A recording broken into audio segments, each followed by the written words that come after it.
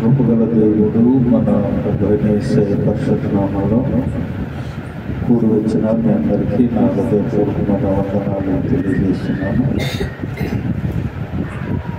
ఈ ఆన్లైన్ ప్రేయర్లో ప్రభు మనతో ఉండి మనల్ని నడిపించి ఆయన ఆత్మ మనతో ఉంచి రాత్రంతా ప్రభు మనల్ని నడిపించునుగాక. ఆమేన్. హల్లెలూయా.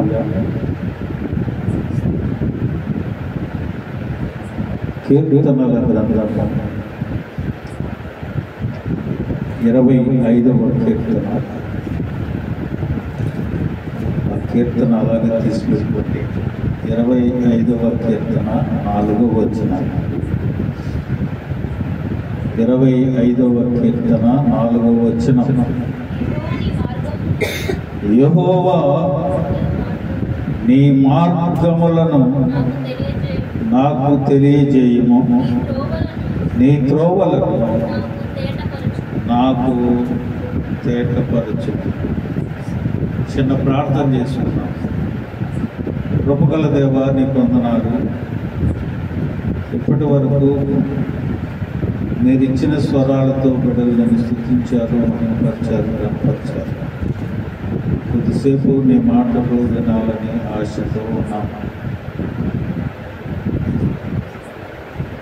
ఈ చదవబడిన లేఖన భాగం నీ బిడ్డలకు వివరించే జ్ఞానము నాకు లేదు.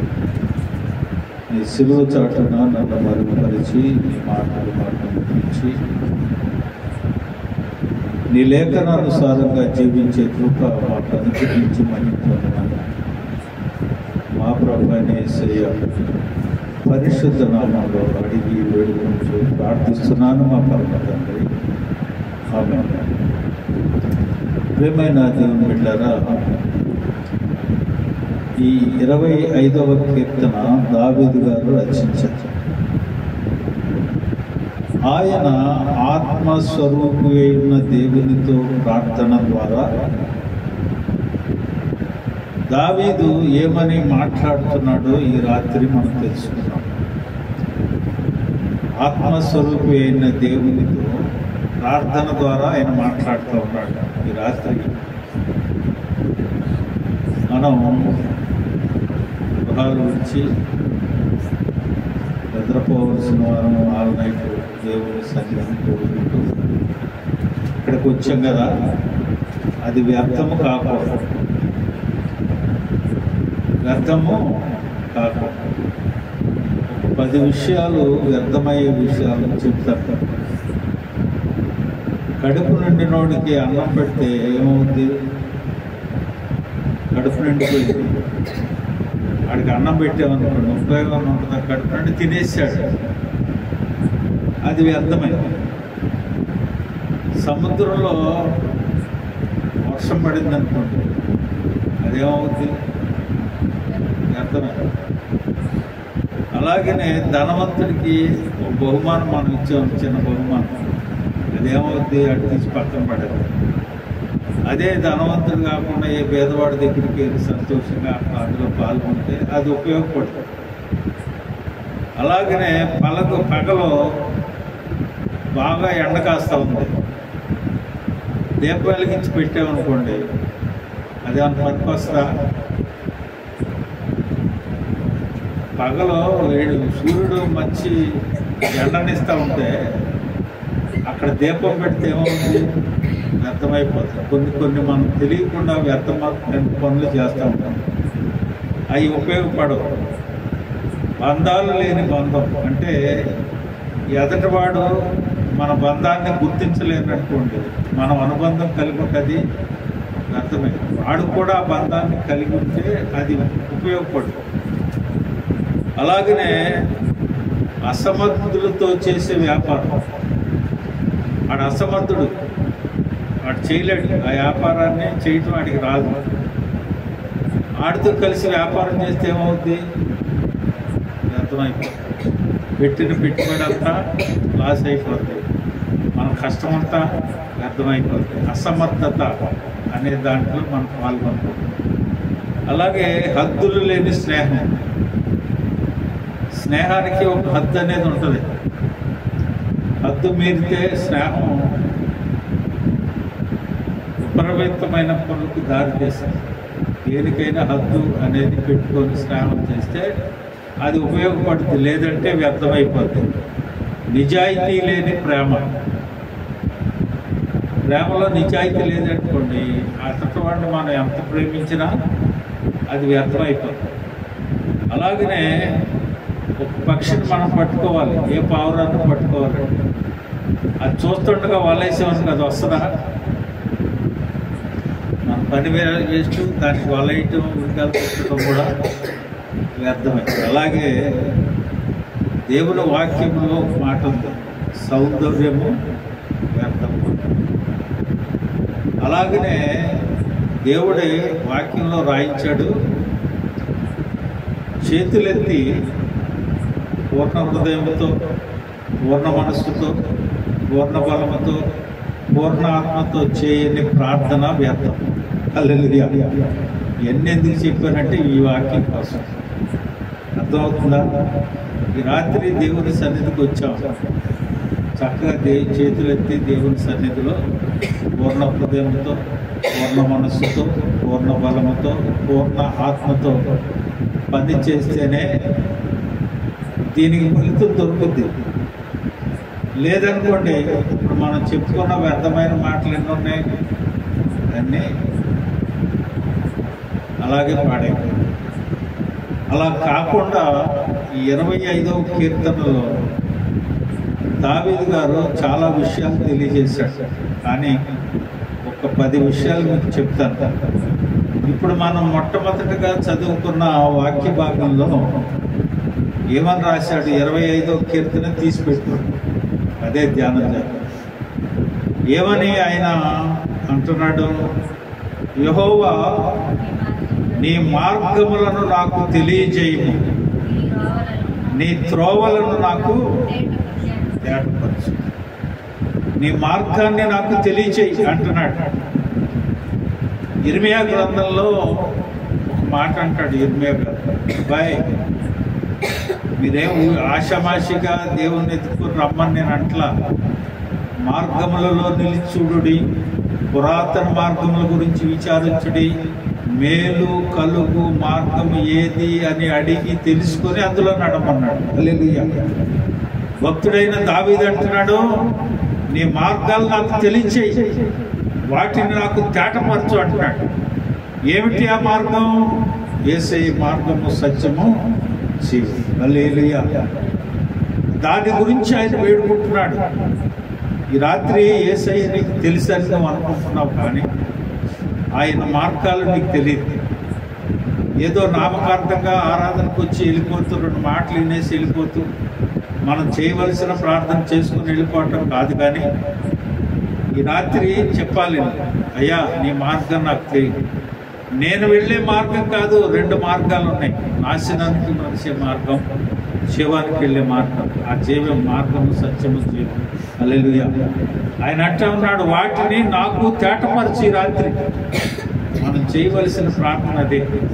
ఈ రాత్రి నీ సన్నిధికి వచ్చాను నేను, నీ మార్గాన్ని నాకు తెలియజేయి. నేను వెళ్ళే మార్గమే కరెక్ట్ అని నేను అనుకుంటున్నానేమో, అది కాదు కావలసింది. నాకు కావలసింది నీ మార్గం. ఒక ఎదుట సరి అయినదిగా కనబడే మార్గం ఉంది, అది చివరకు మరణంకు దారి తీస్తుందని సామెతల గ్రంథంలో చెప్పాడు. నువ్వు అనుకుంటా ఉన్నావేమో ఇది కరెక్టే అని, కానీ అది మరణానికి దారి తీస్తుందేమో. నా మార్గం కాదు కావాల్సింది, నీ మార్గం కావాలి. నడిపించేవాడు నువ్వు, నా చేయి పట్టుకు నడిపించేది నువ్వు, ఆ మార్గంలో నడిపించవలసింది నువ్వు. కనుక ఈ రాత్రి ఆ మార్గాన్ని నాకు తెలియచేయను. ఆయన నీవే మార్గము, సత్యము, జీవమై, నేనే మార్గము, సత్యము, జీవమని చెప్పిన దేవుడు ఆయన మార్గాన్ని ఈ రాత్రి మనం ఎతకాలి. తిన్నగా కనపడే మార్గం అని మనం అనుకుంటున్నాం, కానీ ఆయన చెప్పినట్లుగా మనం చేస్తున్నాము లేదో వాక్యం ద్వారా సరిచూసుకొని ఈ రాత్రి ఆయన మార్గంలో మనం పయనించాలి. అంతేగాని మన ఇష్టానుసారమైన మార్గాల్లో నడవటానికి వీలు లేదు. మొట్టమొదటిగా మనం చేయవలసిన పని, అయా నీ మార్గాన్ని నాకు తెలియచేయి, వాటిలో నేను నడుస్తాను, నీ త్రోవలు. అలాగనే యేసయ్య అంటాడు కదా, మత్తయి సువార్త 7వ అధ్యాయం 7వ వచనంలో, అడుగుడి మీకు ఇయ్యబడును, వెదకుడి మీకు దొరుకును, తట్టుడి మీకు తీయబడును. ఏమి అడగాలి? మీ మార్గాన్ని వెతకాలి. ఏమి వెతకాలి? ఆయన మార్గాన్ని వెతకాలి. తట్టాలి. ఆయన తలుపు తట్టుతున్నాడు కనుక మనం. అలాగనే మత్తయి సువార్త 21:22లో కూడా చక్కని మాట అంటాడు, మరియు మీరు ప్రార్థన చేయనప్పుడు వేటిని అడుగుదురో అవి దొరికినవని నమ్మిన ఎడల మీరు వాటన్నిటినీ పొందుదురని వారితో చెప్పారు. రాత్రి మార్గాన్ని చెప్తాడు ఆయన. మనం వెతకటానికి వచ్చాము. మనం వేటిని గురించి ప్రార్థన చేయటానికి దేవుని సన్నిధికి వచ్చామో వాటన్నిటినీ పొందుకున్నామనే నిశ్చయితలో మనం ఈ రాత్రి ప్రార్థనలో ఉండాలి. హల్లెలూయా. రాబోయే దినాలు చూడండి ఒకసారి. రాబోయే దినాలు భయంకరమైన దినాలు, పరిస్థితులు విషమించే పరిస్థితులు. కాబట్టి ప్రభు సన్నిధిలో ఆయన మార్గంలో నడిచే వారంగా ఉండాలి. మార్గం తప్పిన తర్వాత, దారి తప్పిన తర్వాత ఆయన మార్గంలో నిలుస్తుంటే నీ బిడ్డలు, నీవు, నీ కుటుంబం, నీ భర్త సరైన మార్గంలో వెళుతున్నాడో లేదో నువ్వు తెలుసుకోగలుగుతావు. ఆయన మార్గం నీకు బోధిస్తే ఈ రాత్రి నువ్వు అడగాల్సిందే, నీ మార్గాన్ని నాకు తెలుపు. నేను నడుస్తాను, నా బిడ్డలు నడుపుతాను, నా భర్తను నడిపించుకుంటాను. జ్ఞానవంతురాలు తన ఇల్లు జ్ఞానం కలిగి ప్రవర్తించి మన గృహాలను కట్టుకోవాలి. అంతేగాని ఏదో అవసరతల కోసం అక్కర్లు కాదు. కుటుంబం బాగుంటే ఎంతైనా సంపాదించుకుంటాం. కుటుంబం సరిగైన మార్గంలో నడుస్తూ ఉంటే మనం ఏమైనా ఆయన తోడుండి ఏమైనా మనం చేసుకోగలుగుతాం. కాబట్టి ఈ రాత్రి అంటే దేవుని వాక్యం అంటా ఉంది. యోహాను సువార్త 15వ అధ్యాయం 7వ వచనంలో ఒక చక్కని మాట అంటాడు ఆయన. చూడండి, నా యందు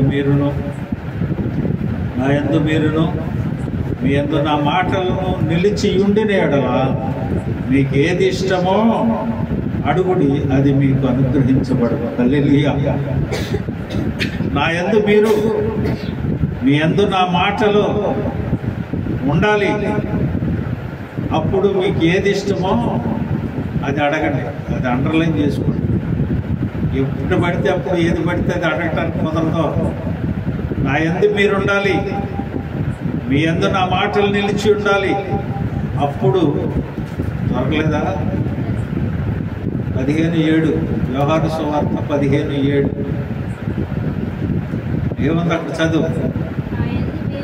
నా యందు మీరును మీ యందు నా మాటలను నిలిచి ఉండిన ఎడల మీకేది ఇష్టమో అడుగుడి, అది మీకు అనుగ్రహించబడదు. ఎప్పుడు అనుగ్రహించబడితే నువ్వు పలాంటి కావాలని ఆయన అడిగావు. ఆయన ఇవ్వాలంటే నువ్వేం చేయాలి? నీవు ఆయన ఎంత ఉండాలి, ఆయన ఎంత నీవు ఉండాలి, ఆయన మాటలు నీలో నిలిచి ఉండాలి. అప్పుడు అనుగ్రహిస్తాడు. ఎప్పుడు పడితే అప్పుడు కాదు, ఎక్కడ పడితే అక్కడ కాదు, ఎక్కడికి వెళ్తే వచ్చేది కాదు. నీవు ఆయన ఎంత ఉండాలి, ఆయన నీ ఎంత ఉండాలి, ఆయన మాటలు నిలిచి ఉండాలి.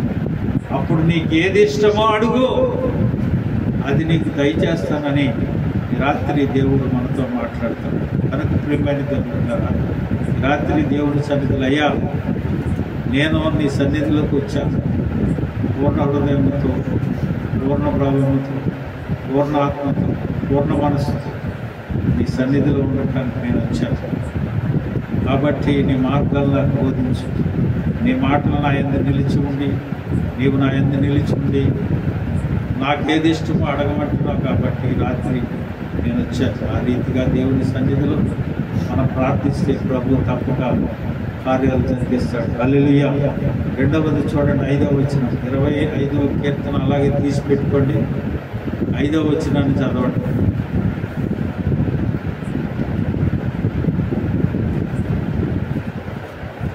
నన్ను నీ సత్యమును అనుసరింపజేసి నాకు ఉపదేశము చేయము.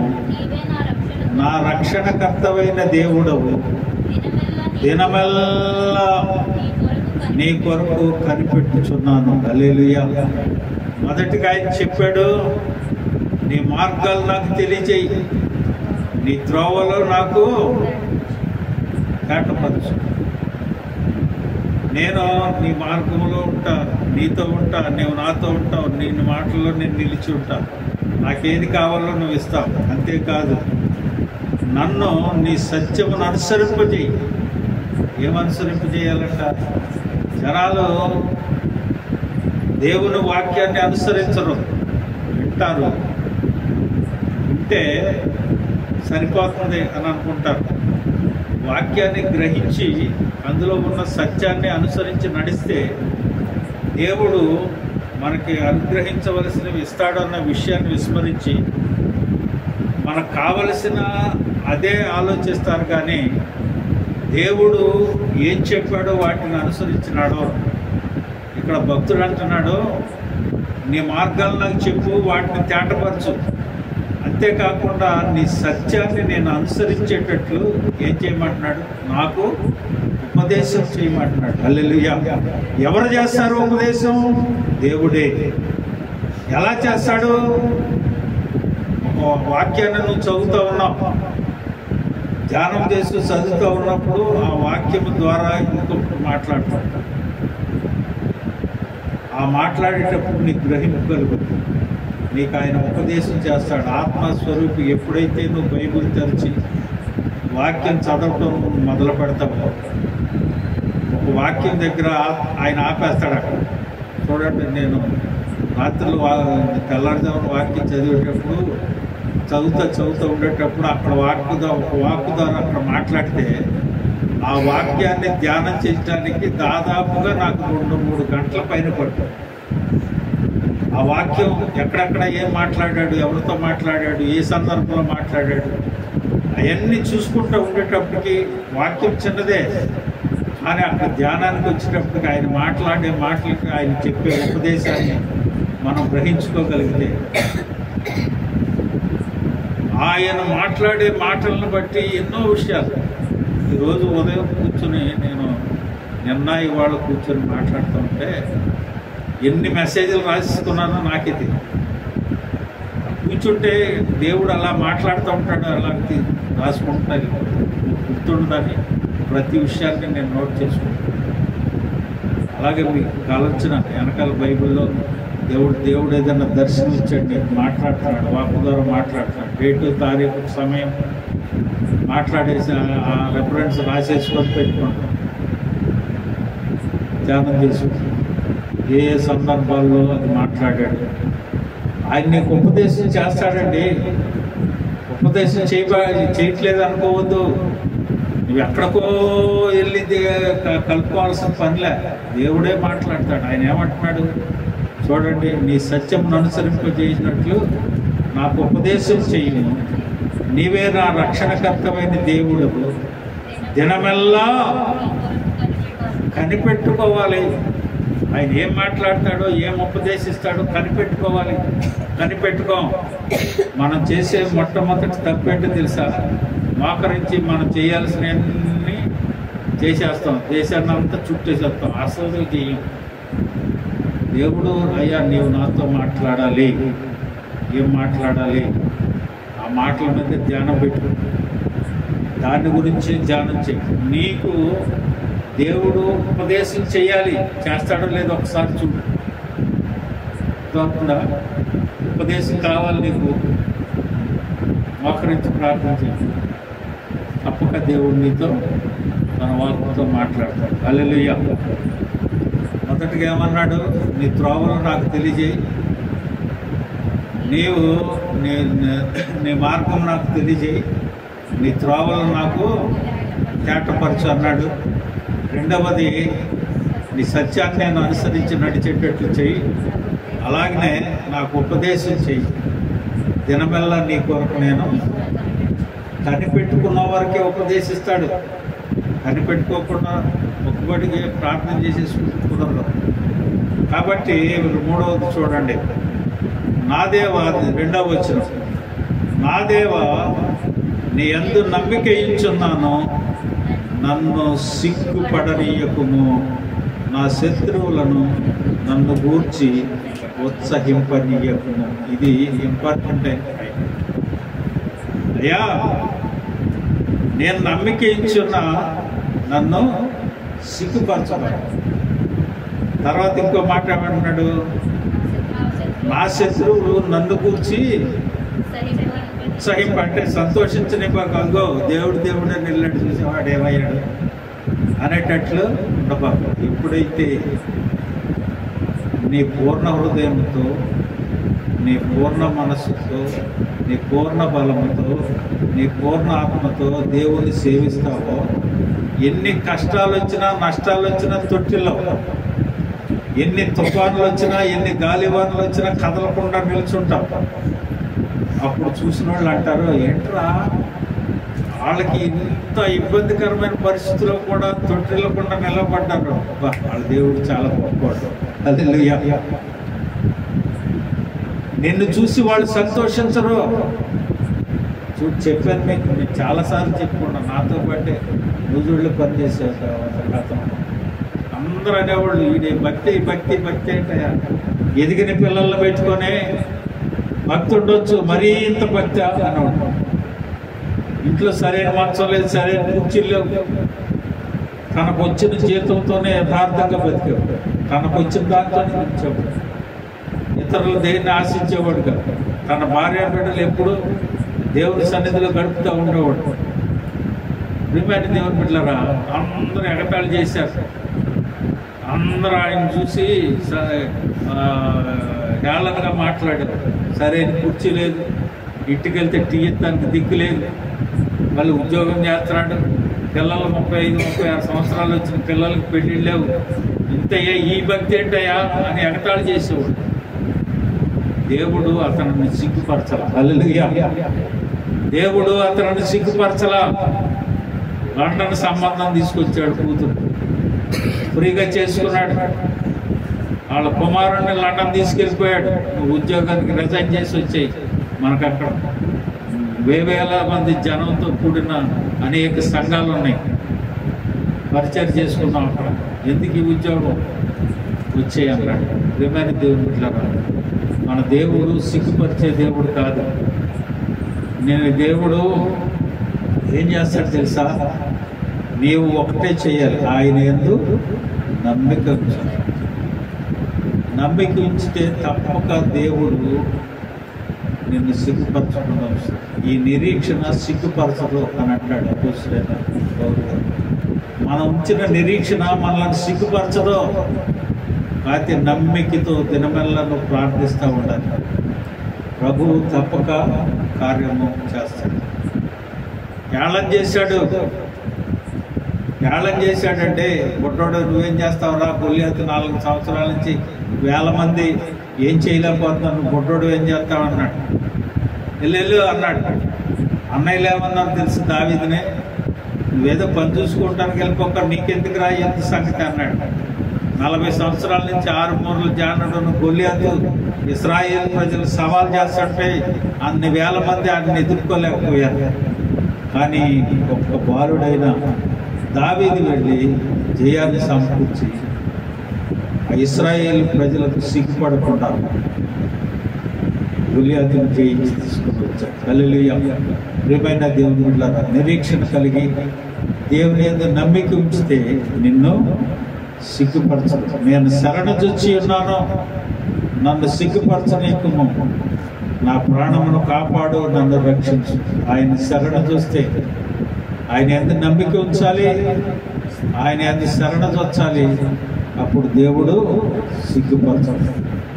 4వది చూడండి, నువ్వు చేయవలసిన ప్రార్థన ఏ రీతిగా ఈ రాత్రి దేవుడు చేయమని కోరుతున్నాడో ఆ రీతిగా మనం చేయాలి. చూడండి 7వ వచనం, నా బాల్య పాపములను నా అతిక్రమములను జ్ఞాపకం చేసుకొనుము, యెహోవా నీ కృపను బట్టి నీ దయ చొప్పున నన్ను జ్ఞాపకం చేసుకో. హల్లెలూయా. నా పాపాలను జ్ఞాపకం చేసుకోవద్దయ్యా, నేను పాపినే, కానీ నీ కృప చొప్పున నీ దయ చొప్పున నన్ను జ్ఞాపకం చేసుకో. ఈ రాత్రి ఒకవేళ దేవుని నమ్మకం ముందు మనం ఘోరమైన పాపమే, లోకానుసారమైన జీవితాలు జీవించాలి. నీ కృప చొప్పున, నీ దయ చొప్పున ఇప్పుడు నన్ను జ్ఞాపకం చేసుకో. ఒకసారి జ్ఞాపకం చేసుకో. దేవుడి సన్నిధిలో మనం ఆ రీతిగా పూర్ణ హృదయం, పూర్ణ బలముతో, పూర్ణ మనస్సుతో, పూర్ణ ఆత్మతో ఒకటే గుర్తుపెట్టుకో. పూర్ణ హృదయం అంటే నీ హృదయంలో ఏమి ఉండటానికి లేదు. పూర్ణ మనస్సు, నీ మనసులో ఏమేమి ఉండటానికి లేదు. పూర్ణ బలము, నీ బలము, నీ శక్తి అంతా ఆయన అయి ఉండాలి. పూర్ణ ఆత్మ, ఈ ఆత్మ అంతా ఆయనే నింపుకుంటారు. అలాగే ప్రార్థన చేస్తే దేవుడు తప్పక మనం అడిగినవన్నీ నెరవేర్చి తీర్చుతాడు. హల్లెలూయా. 2 అయినాయి, 4 అయినాయి, ఇంకా 5 వచ్చాడు. 18 వచ్చింది. నా బాధను, నా వేదనను కనుగొనము, నా పాపములన్నిటినీ క్షమించుము. నా బాధను, నా వేద 25 తీసి పెట్టుకోమని చెప్పాను కదా. నా బాధను, నా వేదనను కనుగో. ఎందుకు నేను బాధపడుతున్నాను, ఎందుకు నేను వేదన చెందుతున్నానో కనుగొని వాటన్నిటినీ క్షమించు. నా పాపాలను క్షమించు. ఒకవేళ నా బాధ, నా వేదన పాపం వలన అయితే వాటన్నిటిని తీసివేయి. ఒకసారి కనుగో. ఎందుకు నేను బాధపడుతున్నానో, వేదన చెందుతున్నానో. ప్రియమైన దేవుని బిడ్డలారా, ఈ రాత్రి దేవుని సన్నిధిలో నువ్వు ఈ రాత్రి ఆ రీతిగా ప్రార్థన చేస్తే ప్రభువు నీ బాధలను, వేదనను, నీ పాపాన్ని కూడా క్షమిస్తాడు. 6వ చూడండి, 16వ వచనం. నేను ఏకాకిని, బాధపడివాడను, నా వైపు తిరిగి నన్ను కరుణించు. అయ్యా, నేను బాధలో వేదనలో ఉన్నానయ్యా. ఒక్కసారి నా బాధన వేదనను జ్ఞాపకం చేసుకొని నన్ను కరుణించు బాబు. రాత్రి ప్రార్థన చేయగలిగితే దేవుడు కరుణించేవాడు. ఎంత ఘోర పాపనైనా క్షమించేవాడు. ఎంతటి ఘోర పాపనైనా రక్షించి కరుణించేవాడు ఆయన. ఈ రాత్రి మనం ఆ రీతిగా ప్రార్థన చేస్తే ప్రభువు తప్పక మనలను కరుణిస్తాడు. 7వ చూడండి, 17వ వచనం. నా హృదయ వేదనను అతి విస్తారములో ఇక్కటిలో నుండి నన్ను విడిపించు. అయ్యా, నా హృదయ వేదన ఎంత విస్తారముగా ఉందో, అసలు ఆ విస్తారముగా బాధ చెప్పలేని పరిస్థితిలో ఉన్నాను. ఈ రాత్రి అయ్యా, ఆ ఇక్కట్టు నుంచి నన్ను విడిపించు బాబు. ప్రియమైన దేవుని బిడ్డలారా, ఆ రీతిగా ఈ రాత్రి ప్రార్థించడానికి మనం వచ్చాం. ఆ ఇక్కట్టులో నుండి విడిపింపబడటానికి వచ్చాం. ఆ వేదనలో నుండి, ఆ హృదయ వేదనలో నుండి, ఆ బాధలో నుండి విడిపించబడటానికి వచ్చాం. ఆయన కరుణించబడటానికి వచ్చాం. ఆయన కృప పొందుకోవటానికి వచ్చాం. అందుకని ఈ రాత్రి ప్రభు సన్నిధిలో, దేవుని సన్నిధిలో మనం ప్రార్థించడానికి వచ్చాం. ప్రియమైన దేవుని బిడ్డలారా, ఈ రాత్రి ఆ రీతిగా నువ్వు దేవుని సన్నిధిలో ప్రార్థిస్తే దేవుడు తప్పక మన హృదయ వేదనలను, బాధలను తీసివేసి ఆనందాన్ని మనకు అనుగ్రహిస్తాడు. 20వ వచనం. నేను శరణజొచ్చి ఉన్నాను, నన్ను సిగ్గుపడనీయకము, నా ప్రాణమును కాపాడము, నన్ను రక్షించము. హల్లెలూయా. చూడండి, ఈ రాత్రి దేవుని సన్నిధిలో చాలా మందిని మనం చూస్తూ ఉంటాం.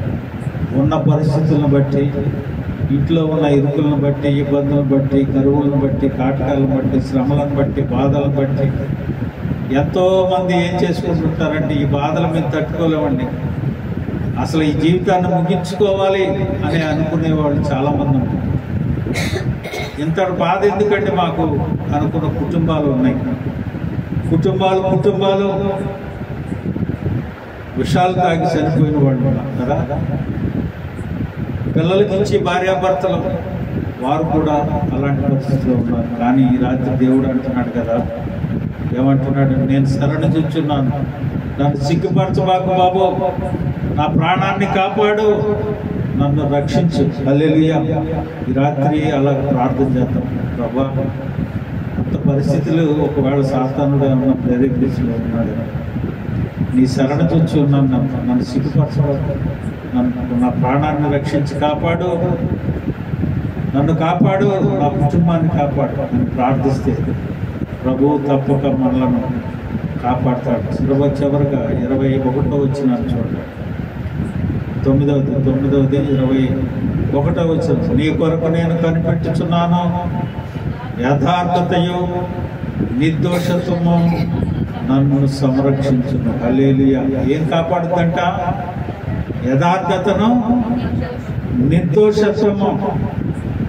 అవే నన్ను కాపాడేది బాబా. నీ సన్నిధిలో ఉంటా, యథార్థ హృదయంతో ఉంటా, నిర్దోషునై ఉంటా, అవే నన్ను కాపాడేది. నువ్వు యథార్థవంతుడు కదా, అలాగ ఉన్నవారిని కూడా నువ్వు రక్షిస్తావు కదా, ఆ రీతిగా నేను ఉంటాను. చూడండి చివరిగా 25:12. 25:12. యెహోవా యందు భయభక్తులు గలవాడెవడో వాడు కోరుకొనవలసిన మార్గము ఆయన వానికి బోధించును. హల్లెలూయా. చివరిగా ఆయన అనే మాట ఏమిటో తెలుసండి? దేవుని యందు భయభక్తులు కలిగిన ఉంటే నీవు కోరుకొనవలసిన మార్గాన్ని నేనే నీకు బోధిస్తాను అని చెప్తున్నాను. చూడండి, 10 విషయాలు చెప్పాను, గుర్తున్నాయి ఎన్నో నుండి చెప్పండి. ఒకటి, ఆయన ఏం చెప్పాడు? నీ త్రోవ నాకు తెలియచేయమన్నాడు, నాకు ఉపదేశం చేయమన్నాడు, నన్ను సిగ్గుపడనీయమన్నాడు, నన్ను జ్ఞాపకం చేసుకోమని చెప్పాడు, పాపాన్ని క్షమించమన్నాడు, కరుణించమన్నాడు, ఇక్కట్లో నుండి విడిపించమన్నాడు, కాపాడమన్నాడు, రక్షించమన్నాడు, కనిపెట్టుకుంటాను, సంరక్షించమన్నాడు. చివరిగా ఏమన్నాడు? నీ యందు నేను భయభక్తులు కలిగి ఉంటాను, వీటన్నిటినీ నాకు బోధించు. హల్లెలూయా. ఇన్ని మార్గాలు ఆయన తెలియజేశాడు. ప్రియమైన దేవుని బిడ్డలారా, ఈ రాత్రికాల సమయం దేవుని వాక్యాన్ని విన్న నీవు అలాగ ఉంటే 25వ కీర్తన, అందుకని ఒకే కీర్తనలో అన్ని విషయాలు తెలియజేశాను. అవి ఎత్తుకొని ప్రార్థన చేస్తే ప్రభువు తప్పక కార్యం జరిగిస్తాడు. అట్టి కృప ప్రభు మనకు అనుగ్రహించుగాక. తల్లవంచండి.